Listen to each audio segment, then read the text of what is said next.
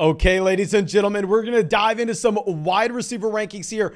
We have a rookie that we're going to be talking about. We have a rookie we'll be ranking at the end of this video. But before we get into anything, drop a like on this bad boy. Subscribe to the channel if you play Dynasty. And of course, make sure you're taking advantage of the free bet on Underdog Fantasy for the Super Bowl. Could not be more excited about this. If you sign up for Underdog Fantasy with promo code FLOCK, of course, they are going to match your first deposit dollar for dollar up to $100. You are going to get our 2023 Dynasty rankings, and you are going to get a free Jalen Hurts bet. So, hell, go deposit $10. Link in the description with promo code FLOCK. Immediately have 20 in your account and have our 2023 Dynasty rankings. Then go throw 20 bucks on Jalen Hurts to have 1 total yard or more. But I think that should be about it. Let's go through. Let's dive into these rankings. And first here, do we need to talk about this? Jefferson Chase. Is there anything else to say? I mean, maybe we can talk about the fact that there are rumors that T. Higgins is going to be on the way out, that they don't know how they're going to be able to pay Higgins, Chase, and Joe Burrow all to stay. And maybe you have a team like the Chicago Bears that will be able to pay him and give the Bengals picks at the same time.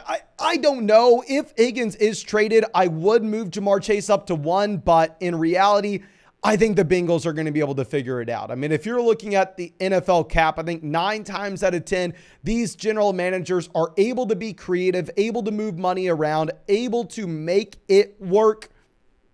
So I think you probably have Higgins in Cincinnati for the long term, probably playing alongside Chase. That's enough for me to give Justin Jefferson the #1 overall spot, but I'm not going to argue with anybody if they want to have Chase at 1. But dropping down to our next tier, we're going to go CeeDee Lamb standing by himself. Felt weird in that it seemed like CeeDee Lamb had been viewed as a disappointing asset in Dynasty for a few years now, even though CeeDee Lamb really had only impressed, at least me, throughout his entire NFL career. Like, if you're going to his rookie season, while, yeah, everybody and their mom could not have been more excited about CeeDee Lamb, and he was a phenomenal prospect coming out of OU, he was disappointing with over 900 receiving yards and 111 receptions. In 2021, in year 2, when everybody thinks that he's going to be an alpha breakout to an extreme level, maybe he was disappointing with 1,100 receiving yards and 120 targets. This last season, he takes yet again another jump, just consistently improving. 156 targets, 1,300 receiving yards with no Amari Cooper in an offense that throws the ball a little bit less. And at the same time, with CeeDee Lamb, he's only 23 years old. He's younger than Kenny Pickett. At least, let me double check that just to make sure. But I'm almost positive that he's younger than Pickett. And yep, he is. Looking at it right now by a pretty wide margin as well. So he's been phenomenal every single year of his NFL career. He's a great prospect. It's not like Dak Prescott was good this season, yet CeeDee Lamb still dominated. So if Dak's able to get better next year, I think really there's only upside for Lamb, and the floor is so damn high. But dropping down to our next tier, I think we're going to have some arguments with this one. I went back and forth. In this tier has so many solid players in it. I think you can go in almost any direction that you would like. I personally am going to go Jalen Waddle. And I know that's rich. Obviously, most people have A.J. Brown right after him. But I think I'm going to have Waddle ahead of Brown. If you're looking at year 2 Jalen Waddle, the man had over 1,300 receiving yards in a season where he dealt with injuries and Tua missed a decent amount of time. So if you're looking at a year 2 performance from a wide receiver that plays alongside one of the most dominant players in the NFL, while he himself was injured and his quarterback was injured, to post 1,300 receiving yards is unbelievable. I think he only continues to improve his market share in this offense, while maybe Tyreek Hill takes a small step back this next season. So I understand most people are going to take A.J. Brown here, and A.J. Brown will be the very next guy. And I completely understand if you would rather have A.J. Brown over Jalen Waddle. I mean, A.J. Brown was much better this past season. Brown had almost 1,500 receiving yards. But to be fair, I don't see how the Philadelphia Eagles offense gets better from what they just did. And I'm not saying they get worse. I just don't see how they necessarily get better next season when they were this dominant in 2022. At the same time, Dallas Goedert missed time. Devonta Smith started a little slowly this season. So if next year, the offense either stays the same level it currently is at, which is elite, or possibly regresses to the mean ever so slightly, and we have Devonta Smith continuing to expand his target share and Dallas Goedert taking more work this next year than he just took this season because of his injury, I think maybe that's enough for me to give the slight edge to Waddle. We're going to go Garrett Wilson at 6. And honestly, if you wanted to have Garrett Wilson at 4, I'd be fine with it as well. Wilson was an elite level prospect coming into the NFL. Garrett Wilson in a horrible situation posts an incredible rookie season where the man has 1,100 receiving yards, almost 150 targets.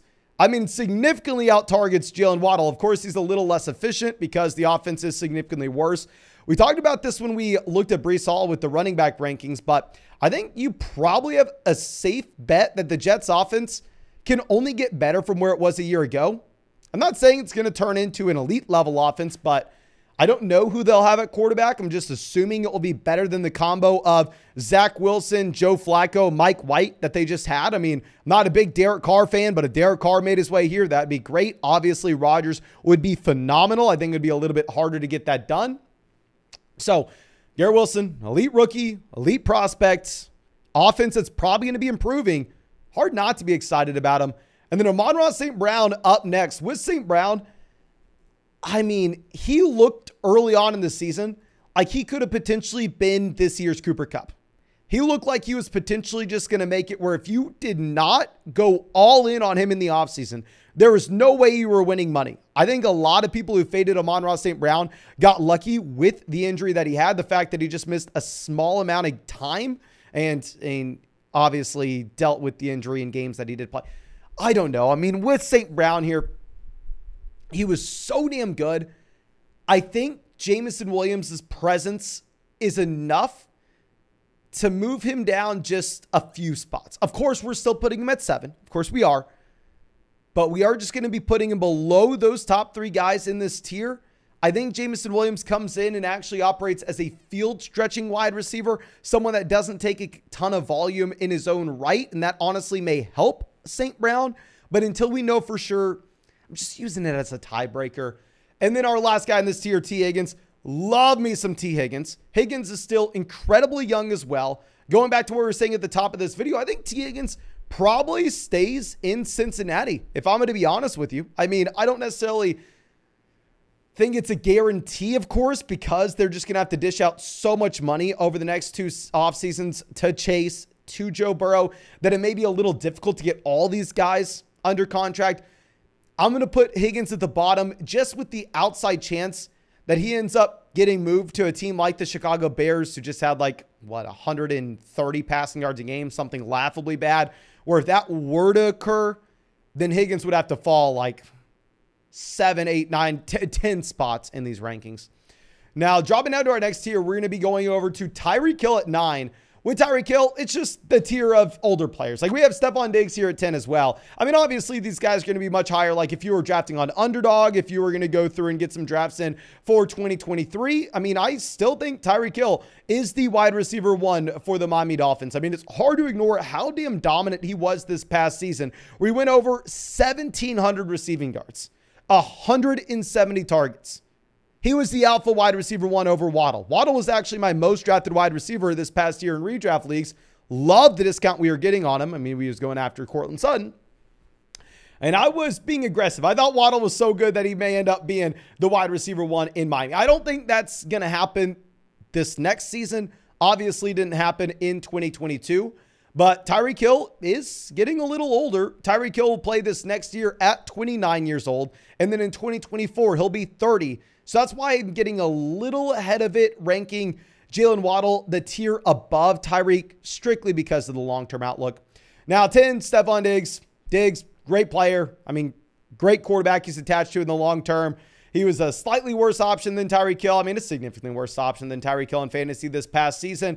If I was ranking these guys in 2023, I would rank Tyreek Hill ahead of Stephon Diggs. And at the same time, Stephon Diggs is going to be a little bit older. So I think you have to go with Tyreek Hill in your dynasty rankings.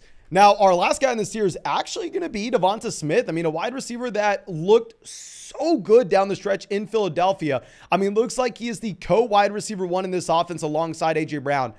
I will say, while I drafted a lot of him in a redraft this year, be a little bit, I don't want to say hesitant going forward, but don't sit here and act like all of a sudden Devonta Smith is the wide receiver one, that he is going to be a top 10 guy in fantasy because of what we saw in the second half of this season. What we saw in the second half of this season was phenomenal. You had games where you had 102 receiving yards, 126, 113, 115. The volume you saw in the second half of the year was through the roof compared to the first half of the season. He was only in year 2. But going back to what we discussed with A.J. Brown a bit, I think that this offense doesn't really have any room to get better. They could regress just a bit. And on top of this, what happened when Devonta Smith blew up? Dallas Goedert missed those games. So I think if you add Goedert back in, you may have an offense that stagnates or comes down just a tad bit. Still love Smith, still have him as a top 12 guy. And he may be having more target competition with Dallas Goedert involved. So going to be a little hesitant, but we still have 2 Philadelphia Eagles wide receivers as top 12 guys. So please, while we're talking down on them ever so slightly, I'm just trying to show both sides of the fence. Now, dropping down to our next tier, we're going to be going with DK Metcalf at 12.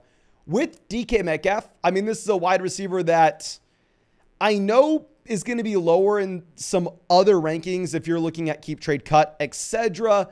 I understand we haven't seen the truly dominant season from DK Metcalf, even if Geno Smith just broke the all-time passing record in a single season for the Seattle Seahawks. Metcalf only had 1,000 receiving yards this year. I mean, this is about the same as 2021, where he had 970. The year prior, he had 1,300. So we really haven't seen DK Metcalf ceiling outside of that 2020 season. I think it's honestly just people getting a little bit of DK Metcalf fatigue here. He's been very good for a very long time. He's still only 25 years old, and he just turned 25 as well. Tyler Lockett's another year older, so I think the market share is actually going to swing in favor of DK Metcalf here just a bit. So I like the guy. Now, 13, we're going to be going with Chris Olave. Olave was phenomenal this past year. And with Olave, I actually think that the Saints may not be getting saved, but maybe in a better situation now that they're able to make the Sean Payton trade, able to get another first-round pick in. Maybe it allows them to make a move and actually address the quarterback position, because the main thing with Olave is, while obviously he was a phenomenal prospect, he was a great rookie, is what is the quarterback situation like in New Orleans in the long term? Obviously, it's not Dalton. I'd be very surprised if it's Winston. It's not Taysom Hill. Is this a Jordan Love team? Is this a Trey Lance team? Is this a Derek Carr team? I don't think it's a Rodgers team. I don't think they're that competitive. Any way you cut it, it's hard to imagine them being in a phenomenal spot at the quarterback position. Like, if we're going to be pulling up the draft order right now to figure out exactly where the Saints are picking, we have to remember the Philadelphia Eagles, the team in the Super Bowl, actually have their top 10 pick. So instead, you have actually the New Orleans Saints at 30. At 30. So they're not going to be able to get some great quarterback there. I think it's better than having no pick at all, but it's just a tough spot overall from a team's perspective. Now, going over to our next guy, we are going to have Cooper Kupp at 14. With Kupp, feels a little low, if I'm going to be honest with you. Like, as I talk through this, if we were looking at a redraft perspective, I feel like Cooper Kupp should be in the same tier, actually higher than Tyreek Hill, higher than Stephon Diggs. And while Cooper Kupp was actually drafted after those guys in 2017, he stayed at Eastern Michigan so damn long that the man turns 30 this offseason. So from a redraft perspective, obviously, you're way higher on Cooper Kupp than this ranking.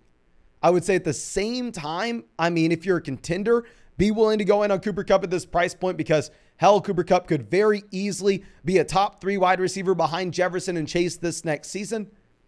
Just have to discount a bit with the uncertainty of the quarterback situation in Los Angeles, combined with the fact that the man's 30. Now, our last guy in this tier will be a rookie, Jackson Smith-Njigba, a wide receiver that I think you have to be extremely excited about. We say it every single time we bring him up, so I know you're tired of hearing it at this point. But the reason you need to be excited is what we saw in 2021.